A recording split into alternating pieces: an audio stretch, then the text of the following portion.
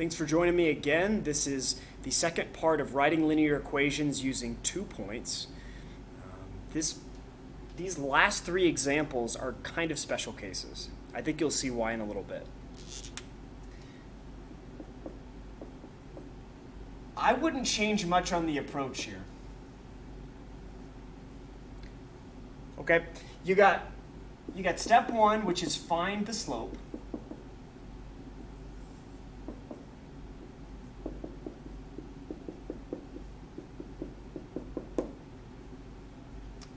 Subtract the y's. It's -9 minus -9. Here, I'll write it bigger so that we can see it better. That should help.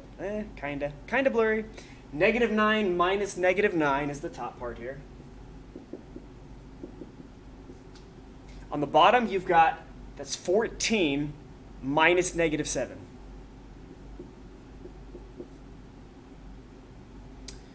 All right, so, anything subtracted from itself is 0, so the top part's 0 now. That's where the special case comes in, right? M equals 0. The bottom is going to be 14 plus 7, and you get 21. Now, if I've got 0 divided by 21, sometimes students will think 21, but 0. Okay, so think about this. If somebody has $0 divided amongst 21 people, each person gets $0. So really 0 divided by 21 becomes 0.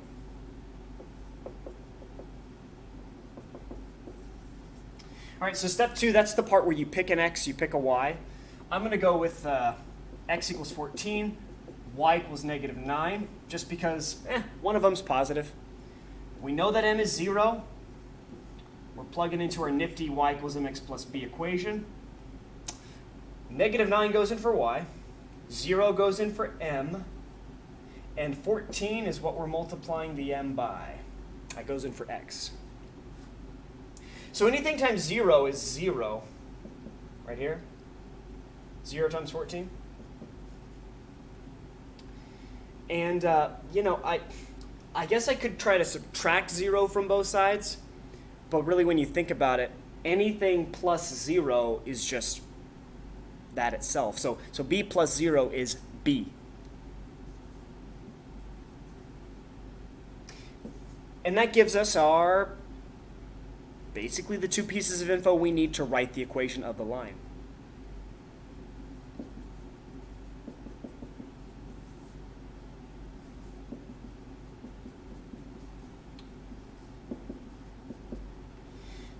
All right. So that's one way to write this special case type equation. Another way to write it is just to say 0 times x is 0.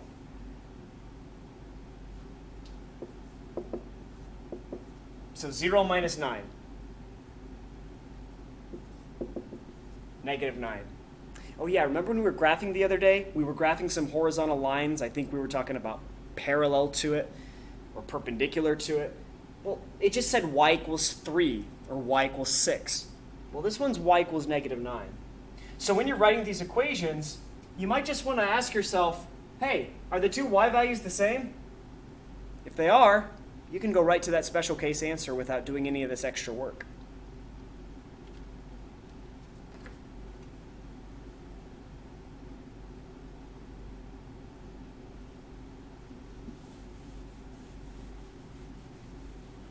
Okay, so we talked about horizontal lines, and I think you'll know that vertical lines could also be a special case. I'm not going to talk about that today, though.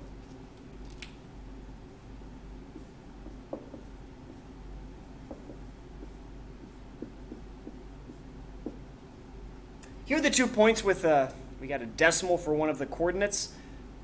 That's kind of a special case. We usually don't see decimals too often. We'll give it a try anyway. This is x1, this is y1, this is x2, this is y2. Hopefully that pattern is pretty clear at this point.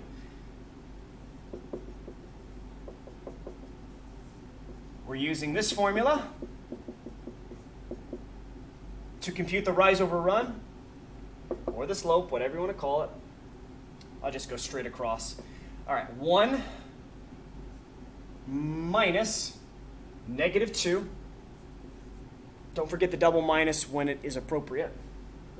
And then 1 for my x2 minus 1.6.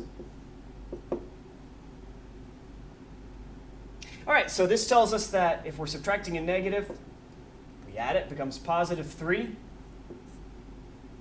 1 minus 1.6, I guess think about this as 1.0 minus 1.6. Really also just think about what's the difference between 1 and something that's 0.6 more than it.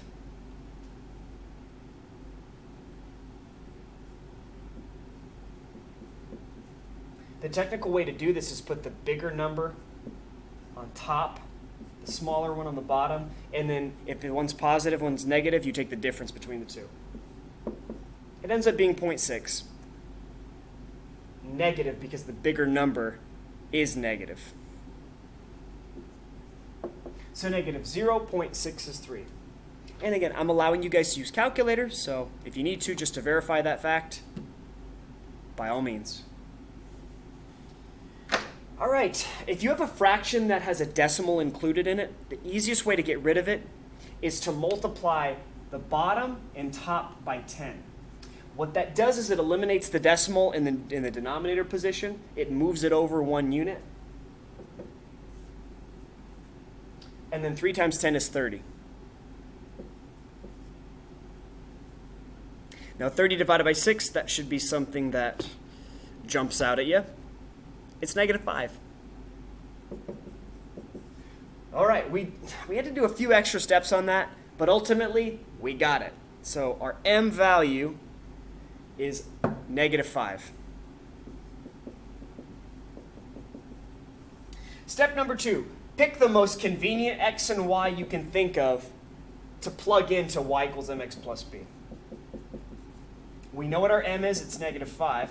And as you think about your choices, you got a choice of a decimal mixed with a negative and then 2 positive ones.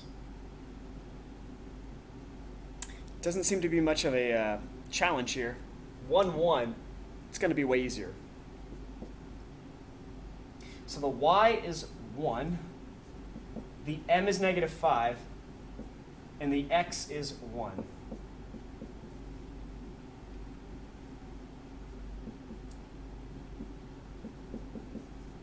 Negative 5 times 1 is negative 5. Since it's negative, you want to add it to both sides.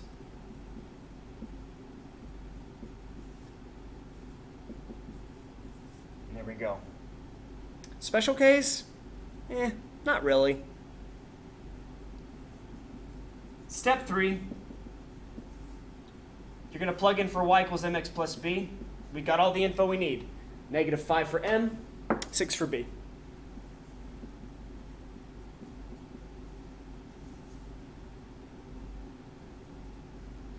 All right, last one.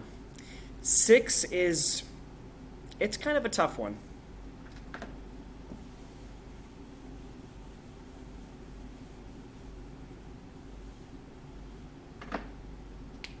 I'll just rewrite it over here. So for number 6, you've got 1 comma negative 5 over 6 and 2/5, 2/3. So this is x1, this is x2, this is y1, this is y2.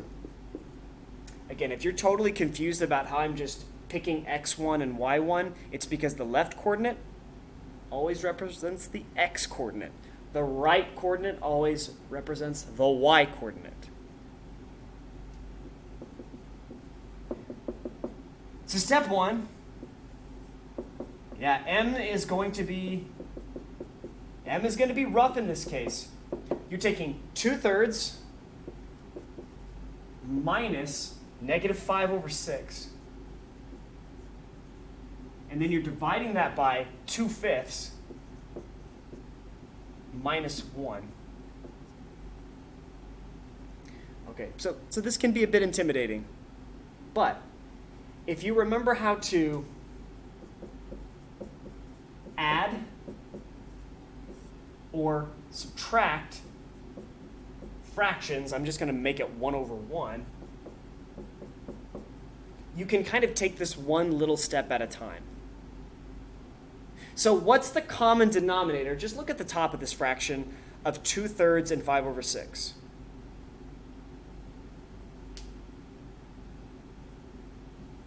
It'd be 6. So I don't know if you can see it on the video, but I multiplied times 2 up on top and times 2 on the bottom of that fraction, which gives me 4 over 6 plus 5 over 6. Now what's 4 over 6 plus 5 over 6? It's 9 over 6.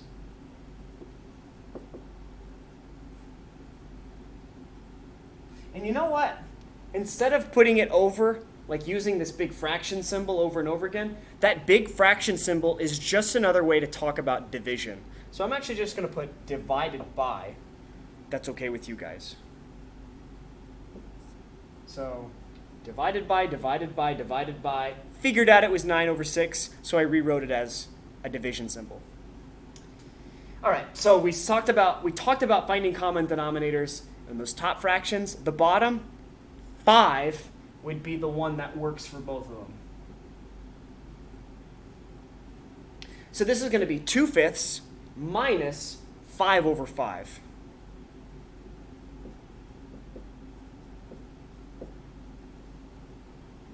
And 2/5 minus 5 over 5 is negative 3/5.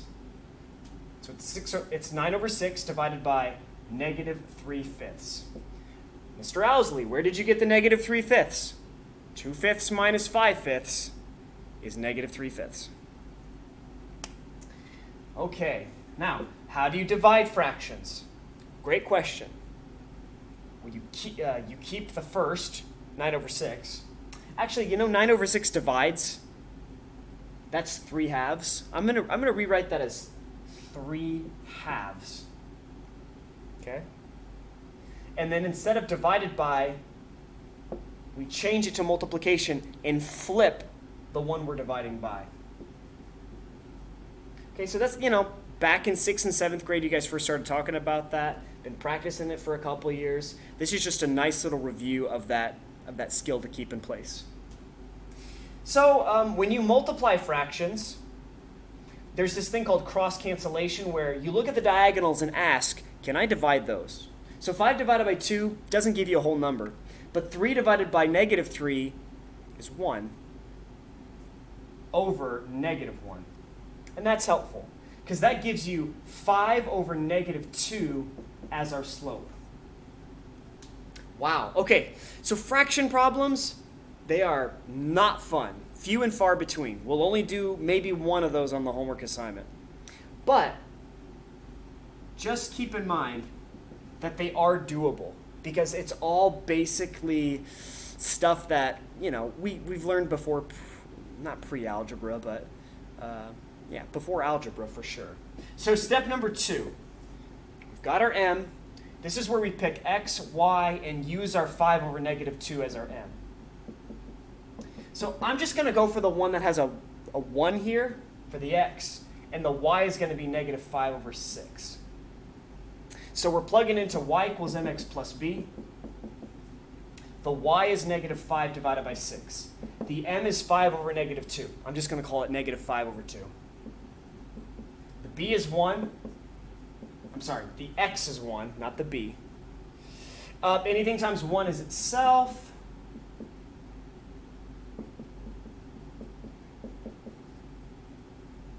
And then this is the point in the problem where you add 5 over 2 to both sides. So I'm going to use this space. I'm running out of time. I'm going to try to finish this up kind of quickly. Add this to both sides. I'm going to rewrite it horizontally. Ask myself, what do we need for these two to add this correctly? Common denominators, 6 and 2. Well, you can make 6 the common denominator. This is negative 5 over 6 plus 15 over 6, which ends up being 10 over 6, which is 5/3. All right, so b is 5/3. So our final answer is y equals negative 5/2 x plus 5/3. All right, thanks for watching.